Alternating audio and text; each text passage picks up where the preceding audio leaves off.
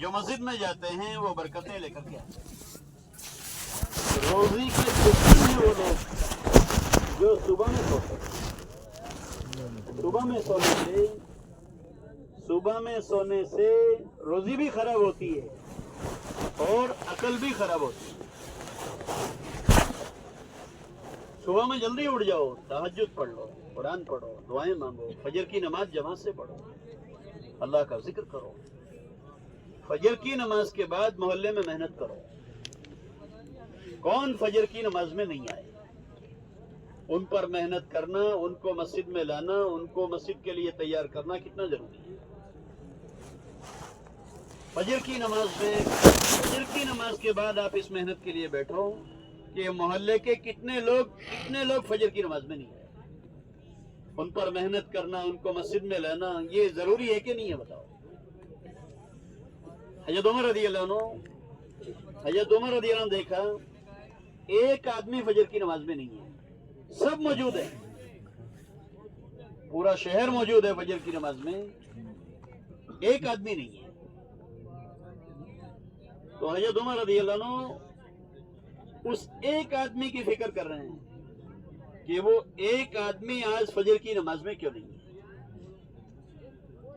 خود گئے خصوصی ملاقات کے لیے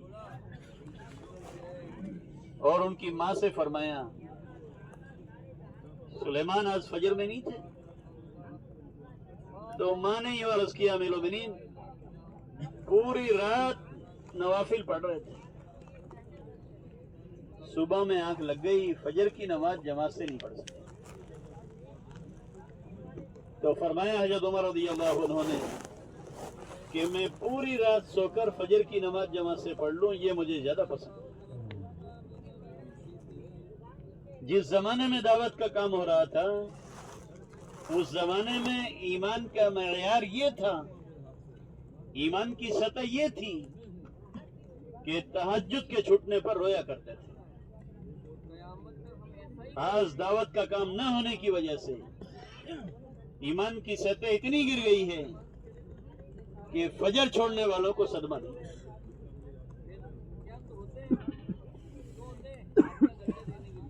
امیر معاویہ رضی اللہ عنہ کی تہجد کی نماز فوت ہو گئی. تہجد کے چھٹنے پر گناہ نہیں ہے, نوافل نماز ہے. تہجد فوت ہو گئی. تہجد کے چھٹنے پر اتنے روئے اللہ کے سامنے کہ دوسرے دن شیطان آیا جگانے کے لیے کہ اٹھ تہجد پڑھ لے. شیطان سے فرمایا تو کون؟ کیونکہ میں شیطان. تو شیطان سے فرمایا تیرا کام تو سلانے کا تھا, تو جگانے کیوں آیا؟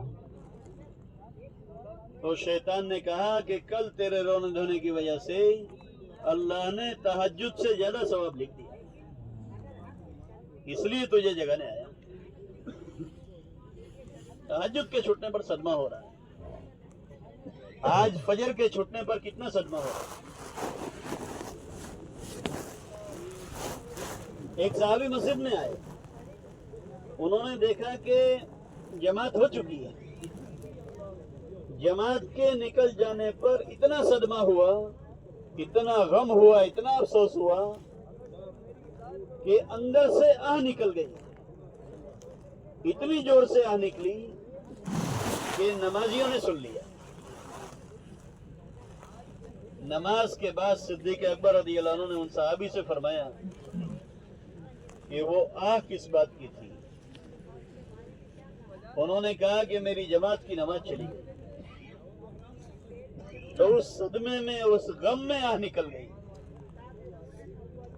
ابو بکر رضی اللہ عنہ نے فرمایا ایک سودا کر لے, تیرے اندر سے جو آہ نکلی ہے اس کا ثواب مجھے دے دے اور میری جماعت کا ثواب تو لے لے.